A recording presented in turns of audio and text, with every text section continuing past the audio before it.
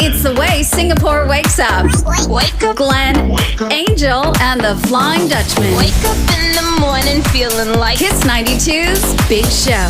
On the radio and on TV as well. The Big Show and the Big Show TV.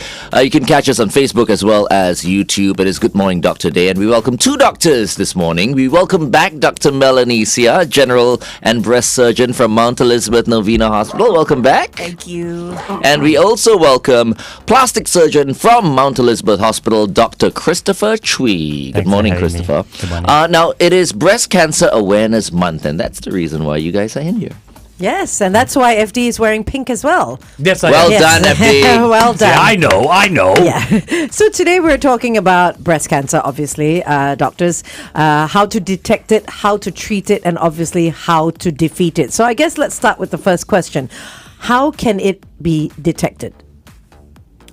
I think we aim to detect breast cancer before you can even feel it in the breast. So screening is the best thing to do. In Singapore, we recommend screening from 40 years and above, yearly mammogram. At all times, I think when ladies hit puberty onwards, you should also do your monthly self-checks so that if you detect a lump, any abnormalities, if you feel something is not right, your breast doesn't look normal, skin, nipple discharge, that's when you see a doctor. Yeah. Okay, so the self-checks are very important. Yeah. Now, there's been a lot of sort of worry behind mammograms because people are like, the radiation and we don't want to do it every year. Yeah. What would you have to say to that? I think the radiation that you get from a mammogram is minimal. I think someone once said if you take a long-haul flight, for example, from Singapore to London, and most of us do this without second thought, Yep. There's additional radiation, background radiation that you get, and it would be equal to maybe that you get from a mammogram. Oh, right. We travel Okay. all the time nowadays. We don't even think about it. Exactly. So, yes, you should get your mammograms. Okay. Yeah, 40 and above, you should. Once a year. So Dr. Chui is here. He's a plastic surgeon. I'm assuming you guys work closely together. So what's the relationship like in terms of who do you send over to Dr. Chui? Dr. Seah. So, in breast cancer surgery, sometimes we need to remove the breast and do a reconstruction. So, I will handle the cancer part of the surgery, which means removal of the breast tissues, testing of the lymph nodes, and then the reconstruction would be handled by Dr. Chui. Is that done consecutively in the same operation, or is there downtime? How does that work? In between. In between. Yeah. We try and do it same surgery as far as possible. Try and minimize the number of surgeries. So it can be me, then Dr. Chui. We can start off together sometimes if the reconstruction is a flap. I'll let Dr. Chui explain that. Okay. Dr. Chui, just very quickly before we go on the Big Show TV, for the benefit of people who are listening into the radio and can't perhaps maybe watch us, I think a question I hear more and more, like from people, is what's the percentage like of people who don't want to go for reconstructive surgery? That question is probably best answered by Melanie. Actually. Really? Is it? Yes, Okay. yeah. Okay, Because I will see the patients who get referred to me for reconstruction, but Melanie will see like everyone who has a mastectomy. Right. So it is a personal choice who decides to have a reconstruction or not. I'd say it's probably less than half, but Melanie can probably tell you a bit better. Okay, we'll talk about that on the Big Show TV. Meantime, here's John Somi with Fast Forward on Kiss 92.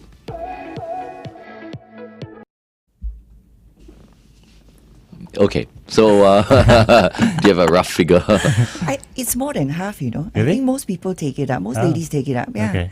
Yeah, I think once in a while, those who don't take it up are worried about the fact that it's a very major surgery. Although I reassure them breast reconstruction, even when we do a flap, although it's a major surgery, it's a long surgery, most ladies sail through it without much problems. Yeah, so the take-up is high, I would say. I think it also depends on the breast surgeon. Like if the breast surgeon believes in reconstruction, then they'll refer more to a plastic surgeon.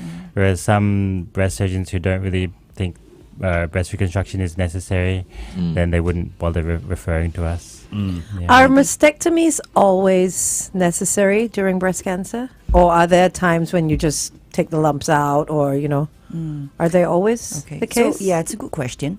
I think the answer is if your cancer is small and you have an adequate volume breast, then all your options are open. Whether you want a lumpectomy, that's taking the cancer out alone, or whether you prefer a mastectomy for other reasons. But say, for example, if the cancer is large, if it occupies most of your breast, or if there are many cancers in the same breast, then that's where a mastectomy might be your only option.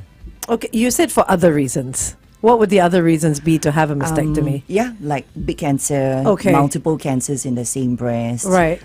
Say if you have tested positive for the breast cancer gene, things like that. Like what Angelina Jolie did. Yeah, exactly. so if you're more predisposed to getting it. Do you get more people sort of coming in and checking for genes and all that, or that's not your department? Yes, in the last few years compared to say 10 years ago, 20 years ago, yes. More Okay. people coming in for that. Wow. I think it's also a personal choice. Some women, once they have the diagnosis of cancer, they just want it out. Even if it's not breast cancer. True. I mean, if they have Oh, a diagnosis of right, cancer, yeah. and then sometimes they also opt to remove the other breast, Right. Yep. even if there's no disease there. Yep. Wow. And then they'll have it reconstructed. Yeah. Okay. Okay. I've got a question. I had a friend who had a cancer lump removed, and she described it as stage 0. What is, because I've heard of stage 1, stage 2. What is stage 0? Okay, so stage 0 is still cancer. The other name that you might hear for it on the internet is DCIS, ductal carcinoma in situ. So if you look at it microscopically, there's a basement membrane, and as long as all the cancer cells are contained by that, it's stage 0. The significance is it doesn't yet have the potential to spread to other organs. Once it's past that basement membrane, it's stage 1 and above, and there's a possibility that it may spread to the other organs. That's the main significance. Okay. So if there is cancer detected, you want to be at stage 0. Yes. Yes, Yes. that's Right. Yes. The best Yeah. stage Yeah. Yeah, Yes. to obviously. be at. To be at. Wow. So is mastectomy the only way that breast cancer can be treated? Surgery will always form part and parcel of your treatment plan. It may not come first. Sometimes you may start with chemotherapy, for example, for certain types of cancers. But at some point in time, we have to remove the cancer. Yeah, whether now or after. Okay. But Okay. it could be a lumpectomy. Yeah. Doesn't have to be a That's mastectomy. yeah. Okay. Okay. There's also a surgery called breast conserving surgery. Is that right? That's the same as a lumpectomy. It's same as a right, lumpectomy. okay. Basically, you take out tumor or you take out whole breast. So if you take out tumor, Right. it's a lumpectomy, it's breast conserving Conserving surgery. If you right. take out whole breast, it's a mastectomy. Okay. So, Dr. Chu, I mean, when it comes to reconstruction, I mean, I guess this is a question I'm interested in. Would people reconstruct their breasts to look like their old breasts, or do they want new boobs? It's a good question.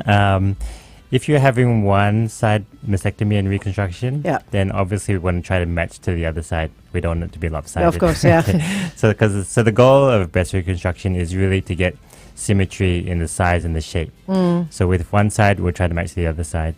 If you're doing a bilateral mastectomy, then we have a bit of free play in terms of what size you want. Yeah. Yeah. So some women with big breasts actually want to go smaller.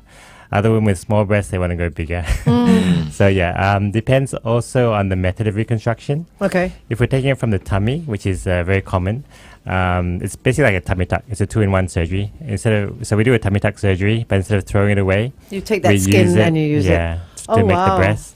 So with that one, it depends how much tissue the patient has in the tummy that we can use. We can also make it bigger by doing some fat grafting if they want to. With implants, then the size is basically determined by expander, and then we can go bigger or smaller according to what they want before we exchange it for the final implant. Oh, so this is kind of like a little trial run to see what you. See Okay, what got size it. you like. Oh, got it. Yeah. Okay, Yeah. okay. You can't have that. That's gonna like. No, I know that's not it, but I Yeah. didn't know what exactly it was Yeah. for, like its purpose. Yeah. Okay. So with an expander, it's a dual surgery. You go in, you have the expander, then the expander comes out, and then the implant goes Yes, in. I like to do a two-stage surgery when I do implants. There are other plastic surgeons who do a single-stage surgery where they use like the LD muscle from the back to cover the implant. But I prefer not to sacrifice the LD muscle. Okay. The LD muscle. Latissimus dorsi. It's a Okay. very big muscle at the back here. Oh, right. Yeah. Okay. Right. Okay. Is there a risk of breast cancer after a mastectomy and reconstruction? There is this very, very small risk. Maybe Melanie can address that one. Unfortunately, yes. Yeah, unfortunately, yes. And it doesn't depend on the reconstruction. I think even with a mastectomy, you try and clear as much breast tissue that you can. But I usually tell my patients, typically there's maybe a single cell lining, to put it figuratively, stuck on the skin and maybe on the muscle bed. So there's always a small risk, maybe 1 to 2% chance that it might come back again. It's not common. Yeah. Okay. Many times we are more worried about the cancer coming back in other places as well, opposite breast, other organs. Yeah. So do people often opt to get both removed if they've only had one mastectomy? Do they offer? No, it's not no, often. it's not often. No, Oh, it's not okay. often. Just to sort of make sure everything's gone. No. Okay. Because after the mastectomy, the breast actually does become quite numb. So, I mean, it is quite a big deal to remove the breast Yeah. and then, Yeah. reconstruct it. Reconstruct. Right. A few more questions to ask you, Dr. Seah, when we go on the radio. But since we are still, You can ask anything you want. And remember, if you have questions, you can always drop them on our YouTube or Facebook channels. Yeah. Absolutely. Yes, FD will read your questions for sure. Yeah. Now, Dr. Chui, in terms of reconstruction surgery and all that, and for people who go for, breast surgery for cosmetic purposes, is the surgery very similar? Not really very similar. I mean, we do put in implants in both cases, and generally we put them under the muscle. But the main difference is for mastectomy and breast cancer, the breast tissue has been removed. Right. So the tissue overlying the implant is very, very thin. Okay. So we need to do some things to thicken up those tissues. Which is what you were talking about just now, either from the abdomen LD muscle, or, Or I like to use fat grafting. So basically we do liposuction, Okay. suck out the fat from wherever you don't want the fat and just inject it into the breast. Oh, yeah. it's almost like a 2-in-1 then. Yeah, I like to do that. Okay. We're going back on air. I do want to find out a little bit more about cosmetic surgery and cancer. Okay.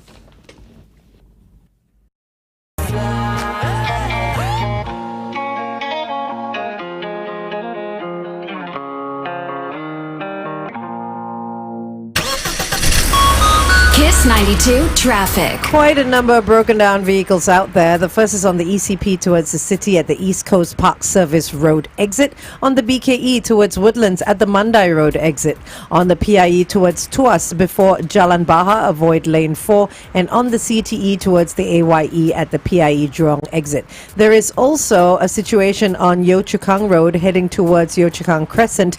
Look out for an accident after Lentor Avenue and avoid the left lane if you absolutely have to go down that route. Wherever you are, stay safe.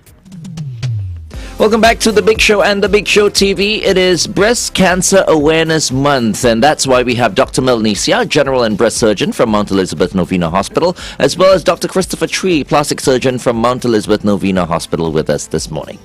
So I'd like to ask a question, and feel free for either of you to answer it. Cosmetic breast implants have been a popular thing for a few decades now.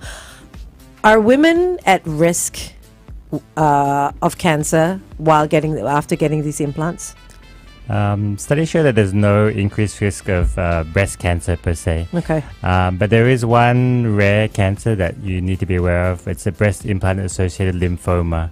So that's especially high with a textured implant. So the implants have different surfaces, but ones that are textured have a small risk of breast implant-associated lymphoma. Which would be that one. Can I have This the one. textured. So That's the one. what is it about the textured implant that causes this rare cancer? The thing is, with a higher surface area in contact with the body, that it just causes some irritation. Oh, Yeah. right. Okay. So if one were to get an implant, they'd want a smooth one then? The smooth one doesn't have that risk of lymphoma, as far as we know. Oh, wow. Okay. Why And- then why is this Yes, still an option? Exactly, yeah. Because this one's a teardrop-shaped implant. It has a nicer shape, but to keep it in place, it needs to be stuck.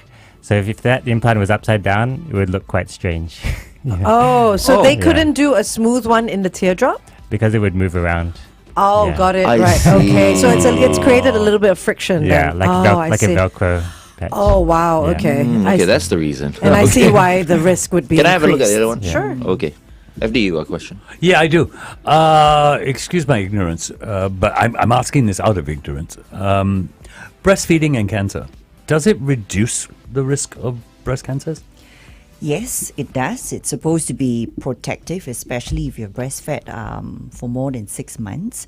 But to put it in perspective, because breast cancer is so common, almost a lot of my breast cancer patients have all checked the correct boxes. Many of them have breastfed, they've had kids early, they've had many kids, but they still have breast cancer. Yeah, so yes, it's protective. You should do it if you can, but it doesn't eliminate the risk of breast cancer. Okay. What about when we go on the Big Show TV, breastfeeding and implants? Whether that is affected at all? Because can women still breastfeed when they've got implants after good point, cancer? Okay, that's that question will be answered on the Big Show TV. It is 8:22. Kiss 92 Time Check brought to you by Because I'm not exactly sure the whole surgery that is involved with putting an implant in. Okay. So how much does it remove and how much does it Oh no, keep? yeah. You don't want to remove any breast tissue when you're doing breast augmentation because the Okay. whole goal is to make it bigger. Yeah. So it goes under the muscle, right? There are two options. It can go under your pec muscle or it could go on top of your pec muscle but still under the breast tissue. So basically it's not anywhere near the breast tissue, so you can definitely continue to breastfeed. But even if you've had a mastectomy? Mastectomy, You then can't. your breast tissues are gone. So no, breastfeeding. there's no breastfeeding at all. Even Okay. for breast reconstruction, all we're doing is reconstructing the shape and the size, but there's no breast tissue in there. So there's no So- feeling left, is that right? Or There yes, can be. pretty much. Pretty much. You get improvement of sensation, Okay. especially areas that are further away from the middle. So Yeah, there okay. may be improvement on the top, by the sides, Right. and that improvement happens really slowly, over 1 to 2 years. wow, Yeah. okay. But we can Okay. also do some things like joining some nerves. Like if we take the tissue from the tummy, there are some nerves that we can join in the chest So you wall. kind of bring the sensation Yeah. back. Wow. Some There's sensation. Some It's sensation. never going to be back to same. normal. Right. Wow. Okay. Okay, I mean, look, I mentioned early on it is Breast Cancer Awareness Month, and so, let's talk about, what you can do to help yourself, right? So, once again, Dr. Seah, what are some of the things that women can do, to prevent breast cancer? Okay, so I think apart from whatever I mentioned earlier, which is go for your screening, I'll reiterate that again, it's important. And this monthly self-checks, that's also very important. The other things that you can do to reduce the risk of breast cancer, just to put it very simply, don't drink, don't smoke, healthy balanced diet, exercise. Okay. I'm because I'm the only girl on the show, so I'm gonna put it out there. I've done breast self-examinations, but boobs hurt. I mean, Yes, they do. they're not Yeah. comfortable to squeeze. I'm just putting it out there. So how do you know what is painful naturally, and what is painful not meant to be there? Because I can never tell. Yeah, I understand. So I think, and again, this kind of pain that's experienced by different ladies is going to be different for everyone. So I think something that's out of the normal for you. So I usually tell my patients if it becomes more intense, the degree of pain. If it becomes continuous, it's always there. It doesn't go away. So kind of like ruminating pain, Yes, right? yeah. To always come back and let me know, and then we will investigate further as necessary. Yeah. Okay. I mean, I hear like when ladies go for their mammograms, Oh. it's very, very It's painful. the worst. I mean, imagine Right. your crown jewels being squished together between like 2 kilos of weights. I'll have a terrible tummy ache after yeah, that. I think you'll have more than a tummy ache. A question that's come across our Facebook page. After surgery is done and the patient is healed, how many years later should they start to pay attention to potential reoccurrence or relapse? Oh my gosh. Oh, okay. So the highest time that period of time where relapses usually happen, first 2 years, first 3 years. So post-cancer surgery, you should always be on guard. You should return to the usual monthly checks that you have always been doing. If you haven't, you should start. So yeah, the time is now after surgery, and so you should return to the usual checks, whether it's the operated side, the non-operated side. Okay. We have a question on YouTube, and someone is asking, what is the life expectancy for those with stage 4 breast cancer? Wow. It's such a hard question. Right? It's tough. I think it depends, I guess, what type of breast cancer. But given that the research for breast cancer, compared to other cancers, is the most well-researched cancer, and the medicines and the treatment that we have for it is amazing. It's fantastic. The life expectancy, I think we used to say long ago, especially for other cancers, you think in terms of 6 to 12 months. For breast cancer, I think ballpark figure, it would be a few years. And I think the big plus point is that every time you start a new treatment, as that couple of years pass, there'll be another new treatment. So we do have patients with stage 4 who have been living more than 5 years, close to 10 years. So yeah, it's There possible, is and hope. it does vary with different types of cancer, different patients. Yeah. You know, doctor, just now you mentioned like the advice that you give to the ladies, right? Exercise, Yeah. don't smoke, don't Yeah, drink, yeah.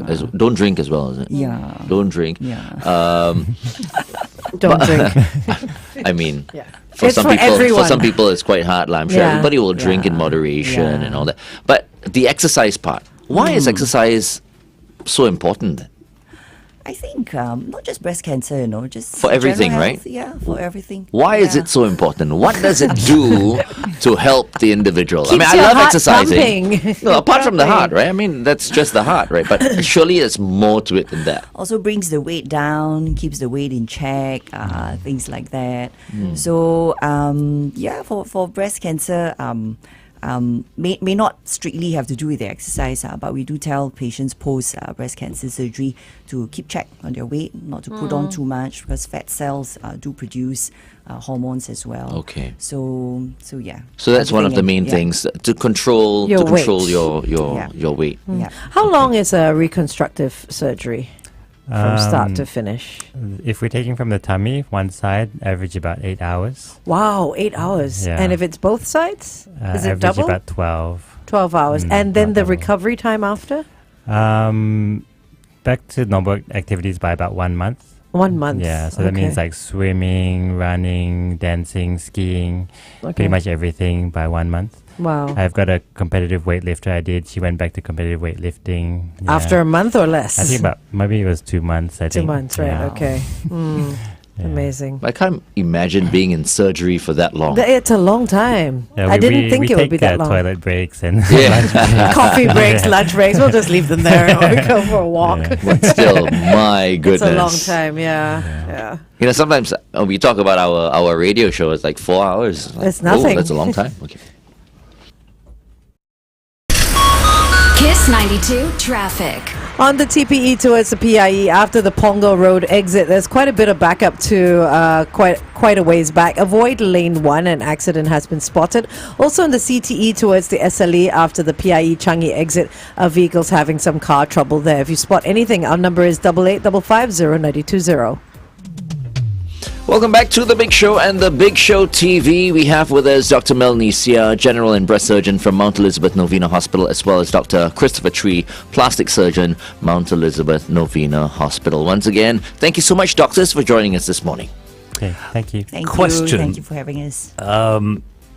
We talk about women and breast cancer because it's the most common thing. But men get breast cancer too. The percentages are very low. Are the treatments and the surgeries the same? Pretty Similar? much. Yeah. Yeah. Yeah. Do they ever go for reconstructive surgery after something like that? I'm sure they would, but I have not had a You've case. never actually You've had a never case. worked on a man. Not for for breast recon- reconstruction. Okay. Yeah. Okay. What are the numbers What like? breast reconstruction? Wow. Did you I just mean, ask You it never up? know. It Some depends might on how have- bad the cancer is, Yeah, right? yeah. Which is why I asked the question. Oh, but some might be like bodybuilder type people Yeah. that need. Yeah. Well, there would be still a soft tissue defect, so we could fill that up with a bit of fat. Oh, Right, right. Okay. right. I had an irritating friend once, right? He used to pinch my nipples all the time. Oh, what's that got to do with this, though? No, because it was Okay. painful. It was Right. like, for a while it was swollen even. Okay. So how do guys... Glenn, seriously. No, I'm serious. Are you really serious? I'm okay now, Okay, obviously. go but I mean, what should guys look out for, Dr. Seah? That would be, a little out of the ordinary for them to actually go and get Yeah. themselves checked. A lump, an ulcer. So you say An ulcer. because An skin, ulcer. if you have a lump that's small, maybe it may not be so easily noticeable. But say the lump gets stuck to the skin, it ulcerates after some time. So lumps, ulcers on the breast, lumps in the underarm, that would be the lymph nodes. That wouldn't be as good anymore. But yeah, those things. So men should also do their checks or at least look out for any abnormalities. But the odds of getting breast cancer if you are a guy is really low. Very, It's very low. It is very low. Yeah, lifetime Okay. rates in Singapore, I think 1 in 1,000. Yeah. Right, So- okay. And most guys don't think about it as No, well. they don't. Except Yeah. sometimes, We like, don't. there was one time I was like, why is that slight pain under my armpit? And it was, I don't know, it was like, sometimes even guys get like, it's like a pimple or something like that. okay. Right. You know what I Okay. mean? Yeah. Yeah. Yeah. But then it's only when you start to feel pain here and there and all that I mean, after talking to you guys this morning, right? Maybe for people who are listening in also, they'll be a bit more Conscious. conscious Yeah. and aware. Yeah, and aware. that's exactly what we want. Yep. Yeah, for sure. To raise Absolutely. awareness. Yep. Yeah. Yep. Okay. Well, thank you very much, doctors, for joining us today. I can't believe half an hour has just flown by like that. Thank you. Thank very you. much. Thank you. Always nice Thank you having you in the for studio, having Dr. Seah. Thank We hope to you. see you once again as well, Dr. Chu. Okay. Thanks Chui. for having me. Chui, yes. Chui, I beg your pardon. Thanks for tuning in to The Big Show's Good Morning.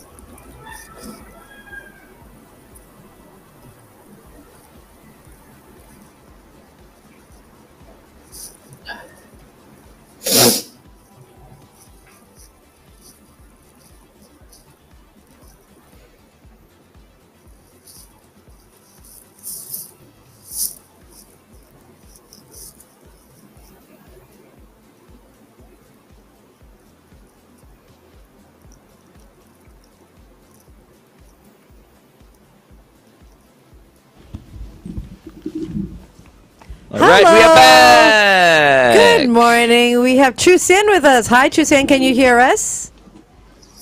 Yep, I can hear you. Hi, Fantastic. Chuxian. We're already live on The Big Show TV, so currently on Facebook and YouTube. And then we're going to go live on the radio in a few minutes. So, Everybody meet Chuxian. Chu Xian, FD and I have met you before, yes? Yes, we have. at the Reach A while back, yeah. was it That's right. last year, I think. Last year or the Yeah. year before, yeah. What? You mean I'm the only one who hasn't That's right. met Yeah. Chuxian? No, you haven't had the pleasure. Okay, I'm gonna have to meet you one of these days, Chuxian. Chuxian is a very special lady who works in a very special industry. And you are the founder of Magorium, a deep tech startup that converts plastic waste into a material called new bitumen to build roads. Oh, okay. Yeah. I've heard of you then. Yes. Yes, you have. Breathing life into recycled plastics. You're just my kind of girl that I want to talk to. Tell us, what inspired the development of Magorium? So my family business is in the road construction industry. So I think definitely for the whole built environment kind of influence, it's very strong from my family business side of things. But I think for where the waste or how I decided to integrate it into road construction was really because as a child, together with my siblings, we always understood that every single kilometer of road that is paved in Singapore, be it in Singapore or anywhere else, actually we are mining 100% of materials from the environment. So you have your rocks that you mine from quarry, and we import it from Malaysia, Indonesia, and then you have your bitumen that is refined from crude oil. And crude oil, you have to extract it from the earth as well. So definitely it is not good for the environment to pave roads, but at the same time, we have also seen underdeveloped areas without roads. So these areas, they do not have access to basic resources, healthcare, and even education. So not having roads is definitely very detrimental to development. So I think where this entire thing came about is how do we then pave roads to further develop, but at the same time, not at the expense of the environment. So, Chuxian, when you came up with the idea of new bitumen and you told your family about it, what was their reaction like? I think definitely it was very unheard of because for industries as traditional as waste management and construction, they definitely would feel a bit uncomfortable. Right now, if I were to say, let's pave your house, or let's build your house with paper, you feel a bit uncomfortable that, can it take the load, the load bearing of things like that. So definitely a lot of resistance, not just in the fact that it's new, but also the perception of putting something that is quite unheard of into the roads or even construction. So, Okay. yeah. Has Hold on, we're going back. Okay. We're going on air.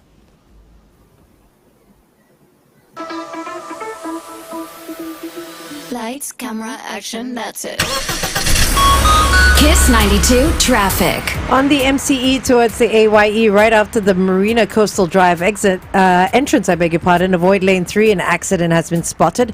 Also on the BKE towards the PIE, a vehicle's broken down after the KJE exit, avoid lane 3. As well as on the TPE towards the PIE, yet another accident after the Pongal Road exit, avoid lane 1. If you spot anything, our number is 88550920. Good morning and welcome back to The Big Show and The Big Show TV. Our second guest for this morning is the founder of Magorium, Oh Chu Xian. And we've already started talking to Chuxian on The Big Show TV. But then again, we also understand we have an exclusive viewership on YouTube as well as Facebook. And so, Chuxian, if you don't mind, we'll be asking you some similar questions as we did earlier on. First and foremost, what does Magorium do? So we actually have the capability to convert unrecyclable and unsorted plastic waste into a new material to pave more sustainable roads.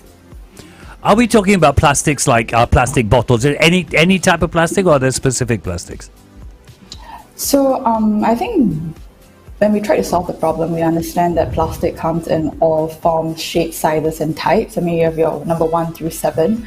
So we generally take most of it, other than the ones that are considered toxic waste in Singapore.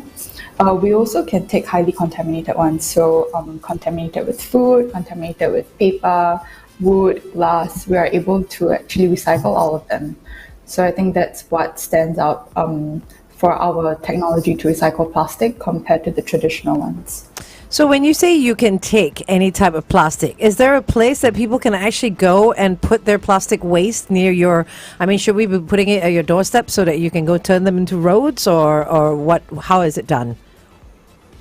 We've been working quite closely with a few community members that have actually reached out. So I think within their neighborhood, they do have some form of recycling collection, and then they'll pass it on to us.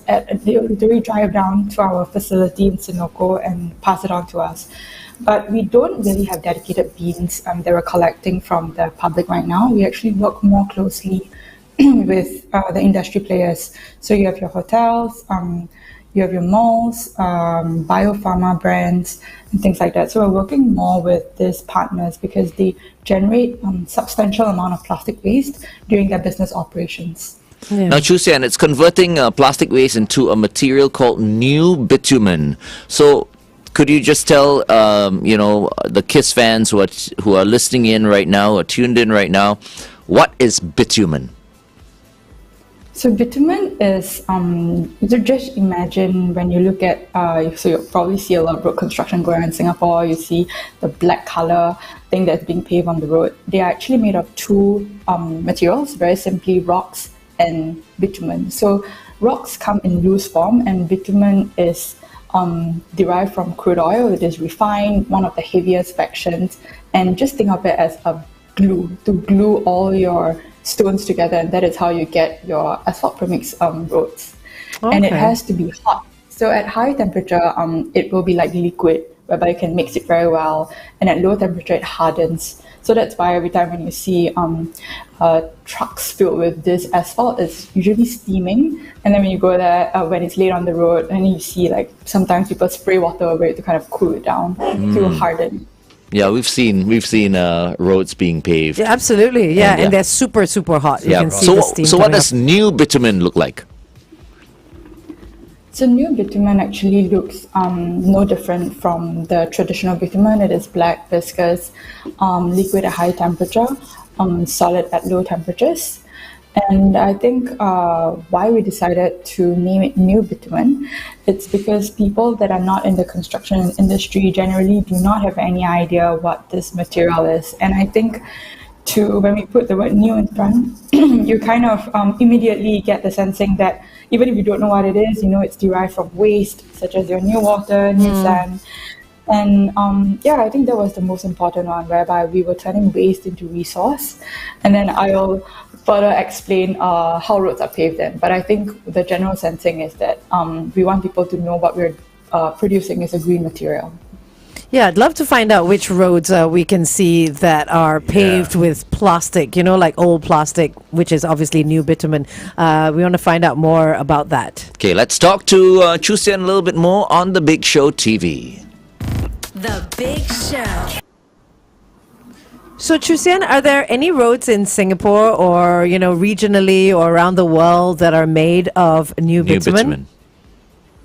Yes, so in Singapore, we have paved, I think, up to 10 roads. So one of the most iconic ones that we've paved is with DBS. So in Newton Green, there used to be a standalone POSB. I think it was quite iconic. Yes. And Yeah. so DBS actually built it into the first net zero building, green building by a bank in Singapore. And the roads and the car park driveways, they actually got us in to pave. And I think for that opportunity, we are super grateful, because now we are able to say we have a road that's paved, travel on it, it will not, it will fall apart. And I think why they actually gave us the opportunity to do that is also because we are part of the DBS grantee. And I think with it came along all this different support and opportunities. Right. I want to go there now. Yeah, I love that bank. That's one of the best banks to go to. I just drove past the other day. I mean, it looks really, really nice now. I mean, It's got bamboo and everything. It used to be a POSB building. That's right. It Yes, was a now it's POSB then. DBS. Yeah. So, Chuxian, you probably don't have the numbers off the top of your head, but how much plastic would you say went into making that new bitumen for the new DBS on the corner of Newton? Just a rough just so that we can kind of get a sense of how important it is to recycle our plastic, or at least minimize the use. It was approximately 8,000 kg of plastic.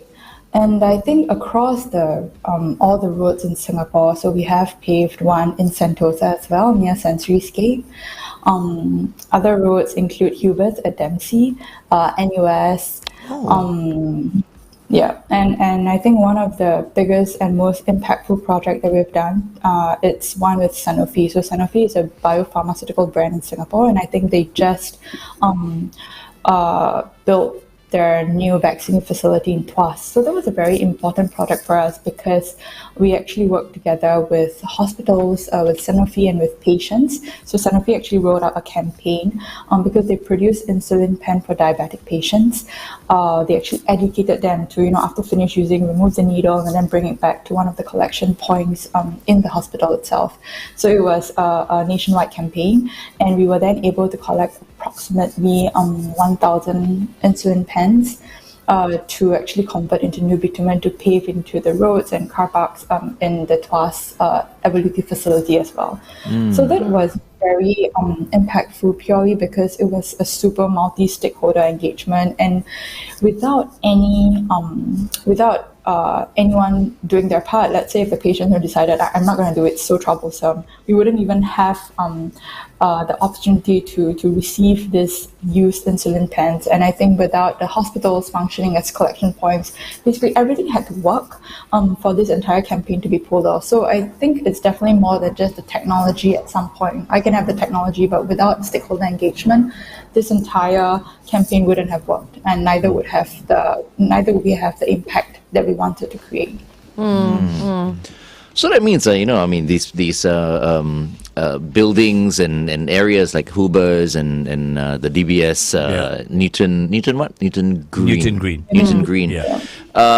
I can say that when I'm there, I contributed No. because I drank from a few plastic bottles and I recycled. But you know what? That's exactly actually what I was going to ask Chuxian. But Angel cannot because she doesn't drink. She does not drink like from plastic bottles at all. So there's you zero. I'm contributing zero. But that would be my question. So we are obviously as a world trying to minimize single-use plastic.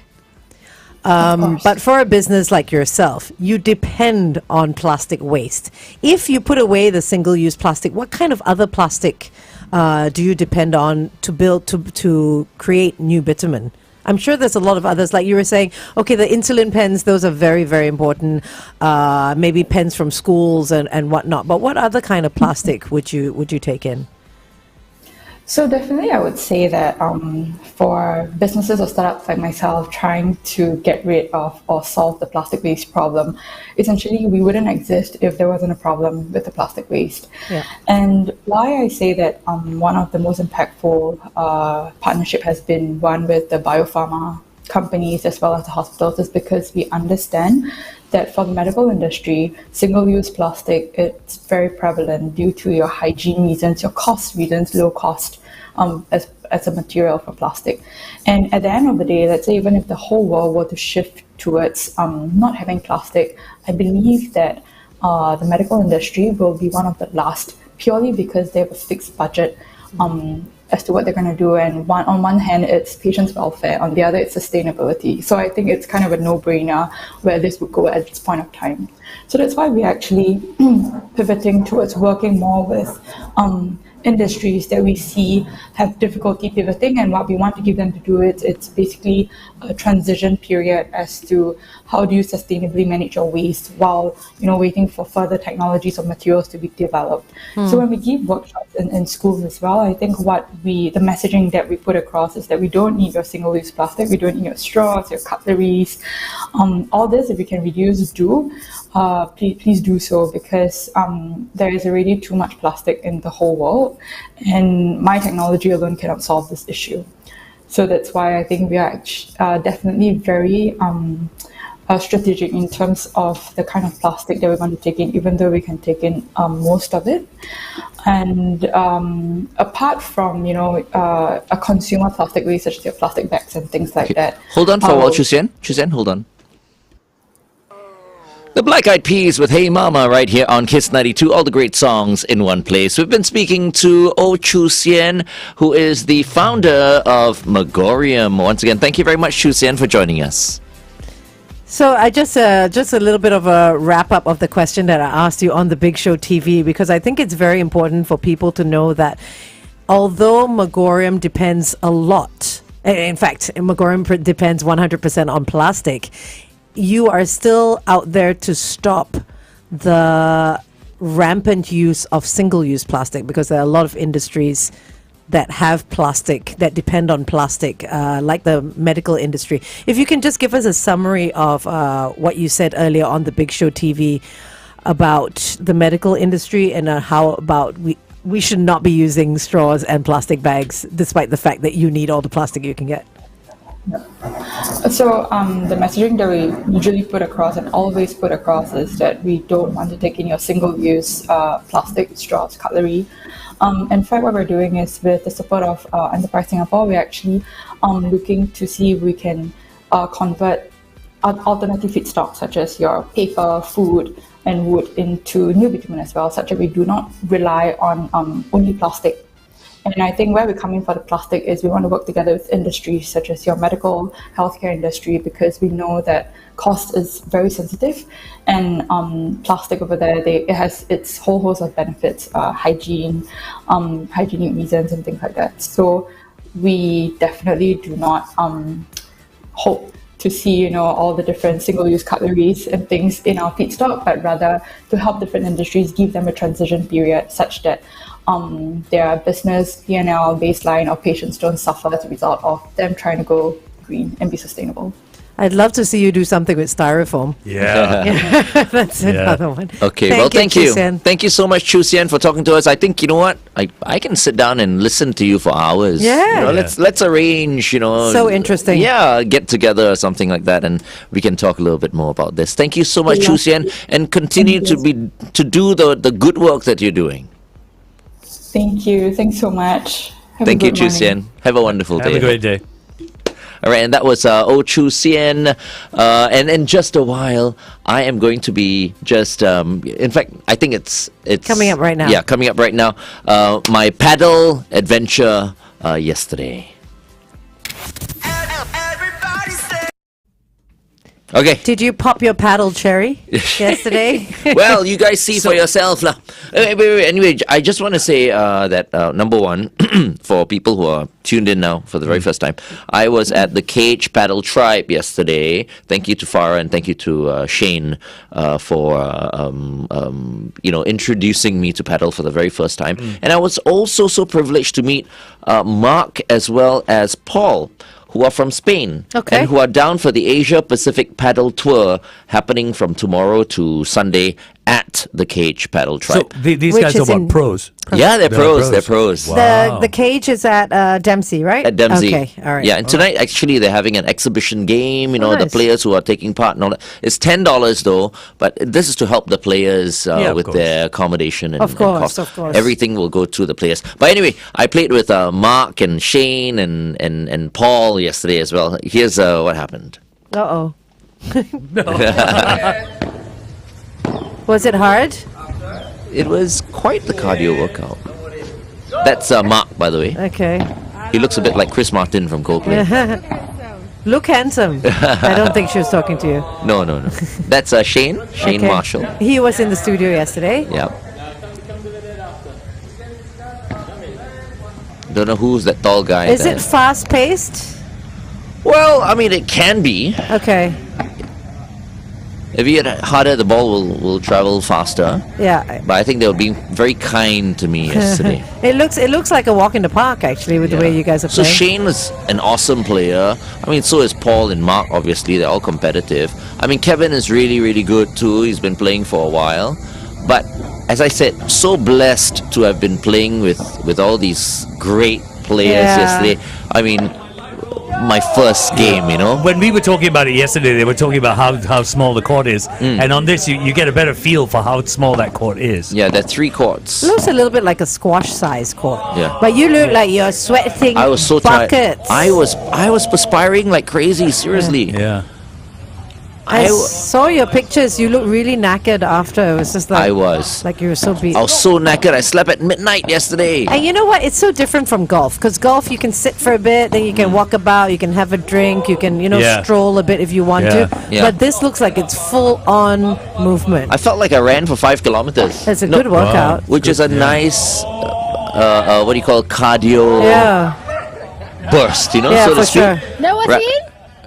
That's Farah. The Queen. Farah the Queen. But I could do this. I could do this like once or twice a week. I think it's really, really good. You don't even look like you're hitting the ball though. That shot, like 3 times. I the don't think ball I hit went that one. No, at all. Yeah. Because see, I'm on my side and that's Shane. Shane's on that side. So if it goes on that side, then Yeah, that but person because takes I it. mean, my fitness level is not that fantastic, No. so Shane covered me. Yeah. On a few occasions. Oh, so you it had looks fun. really interesting. So it's like tennis, right? It's 6 games that make up a set. Okay. The scoring is the same, right? They Yeah. said, yeah. Okay. Yeah. Yeah. There you go, a little flying kiss, and here's the group shot, of all of us together. Oh, it's not there. Okay, Okay. that was Okay, a group yeah. shot of me and There you go. There's a and the group shot guys. coming. There you go. Oh, there you go. Yeah, there you go. Ah, So nice. that's Mark and that's Paul in white. Yeah. If you go down to the cage paddle tribe tonight for the exhibition game, Mark and Paul will be playing as well.